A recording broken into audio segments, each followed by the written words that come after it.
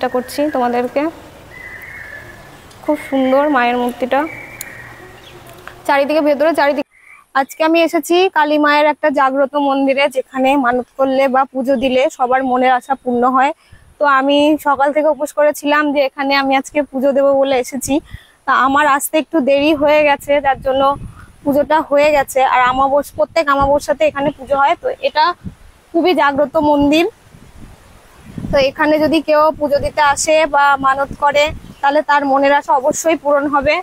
তো এখন মন্দির যেহেতু বন্ধ হয়ে গেছে, সেহেতু পুজোটা আজকে দেওয়া হবে না। সামনের অমাবস্যায় আবার চেষ্টা করব মন্দিরের সেই পুজোর দৃশ্যটা তোমাদের দেখানোর জন্য। তো এখন যেটুকু পারবো অবশ্যই পুরো মন্দিরটা তোমাদেরকে ঘুরে দেখাবো। চলো, বৃষ্টি এসে গেছে, তো বৃষ্টিটা একটু থামুক, তারপরে তোমাদেরকে আমি মন্দিরটা ঘুরে দেখাবো। তো এই হচ্ছে তারা মায়ের সেই মন্দির, যেটা বহু পুরনো জাগ্রত। তো এখানে পুজো দেবো বলেই এসেছিলাম, কিন্তু আজকে বন্ধ হয়ে যাওয়ার জন্য পুজোটা দিতে পারলাম না। মন্দিরটা বন্ধ হয়ে গেছে। ভেতরে রয়েছে মায়ের সেই মূর্তি। দেখো, মায়ের মূর্তিটা যতটা পারছি দেখানোর চেষ্টা করছি তোমাদেরকে।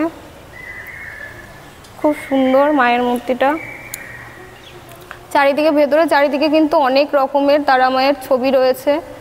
তো এরপরে যেদিন আসবো আমি অবশ্যই তোমাদেরকে সবটা দেখানোর চেষ্টা করব। অবশ্যই তোমাদের আশা করি ভালো লাগবে পুরো মন্দিরটা যখন ঘুরে দেখাতে পারবো। তো আজকে যতটুকু পারছি আমি অবশ্যই ঘুরে দেখানোর চেষ্টা করছি। তো এই হলো মায়ের মন্দির। তো চারিদিকটা চলো একটু ঘুরে দেখাই। তো শুধু মায়ের মন্দির নয়, এখানে কিন্তু মায়ের মন্দিরের পাশাপাশি আরও মন্দির রয়েছে পেছনের দিকে। তো সেইগুলো চলো বন্ধুরা তোমাদেরকে একটু ঘুরে দেখাই না, যে এখান থেকে। তো এখানে যদি কেউ একবার আসে, তার কিন্তু মনে চাইবে না বাড়িতে তাড়াতাড়ি চলে যাওয়ার। তো দেখো, মন্দিরটা সত্যি প্রচণ্ড বড়, অনেক বড় মন্দির। আমি সত্যি কথা বলছি, এর আগে কোনোদিন আসিনি, আজকেই প্রথম আসলাম পুজো দেবো বলে। কিন্তু আজকে আমার পুজো দেওয়াটা হলো না, যেটাই সব থেকে খারাপ লাগছে। কিন্তু যাই হোক, যেভাবেই হোক মন্দিরের এই দিকটায় আমি ঢুকতে পেরেছি।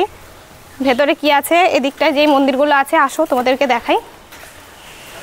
তো এখানে রয়েছে মা তারার আরেকটা মন্দির, যেখানে ওই মন্দিরটায় মূর্তি রাখা আছে, আর এখানে আরেকটা ছবি দিয়ে বেশ ভালোভাবে রাখা আছে। এখানেও পুজো আর্চা হয়, খুব বড়, কি সুন্দর ডেকোরেশন করে সাজানো মন্দিরটা।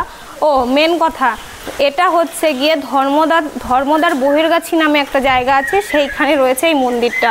ধর্মদা বাজার থেকে ডান হাতে যে রাস্তাটা ঢুকেছে, সেই রাস্তা দিয়ে চলে আসলেই কিন্তু এই মন্দিরটা আমরা পেয়ে যাব। তো এইদিকে ভোলানাথের মন্দির রয়েছে, এখানে রয়েছে গোপাল মন্দির নয়, এখানে সব রকম ঠাকুরেরই মন্দির রয়েছে।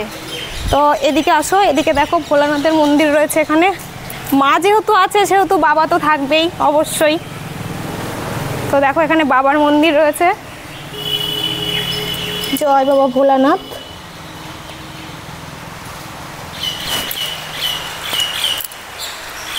এখানে কিন্তু অলরেডি বৃষ্টি পড়ছে, আর চারিদিকটা একটু দেখো কি সুন্দর লাগছে। মন্দিরটা কিন্তু সত্যিই অনেক বড়, আর জায়গাটাও খুব ভালো। এতটাই সুন্দর লাগছে যে পুজো দিতে পারিনি, তাতে মনটা একটু খারাপ ছিল, কিন্তু পরিবেশটা এতটাই ভালো লাগছিল যে মনে হচ্ছিল না এখান থেকে বাড়ি যাই। আমার তো খুব ভালো লাগছে, জানি না তোমাদের কেমন লাগবে। আশা করি তোমাদেরও ভালো লাগবে, কেননা জায়গাটাই এরকম।